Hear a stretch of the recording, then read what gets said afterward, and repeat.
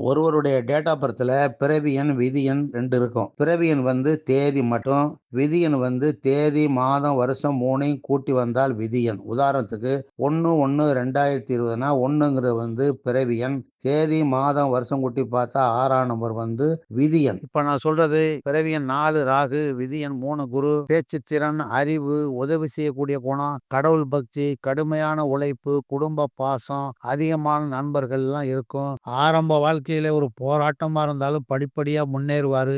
மனசுல பட்ட கருத்துக்களை மறைக்காம பேசுவாரு. முதல்ல ஒரு முரட்டு குணமா இருந்தாலும் வயசாக அமைதியாயிருவாரு. பேச்சிலேயே எதிரிகளை ஏற்படுத்திக்குவாரு. ஹெல்த்ல ரொம்ப கவனமா இருப்பாரு. சாப்பாட்டுல விருப்பம் இருக்கனால உடம்பு குண்டாயிரும். உண்மையான நண்பர்கள் சிலர் தான் இருப்பாங்க.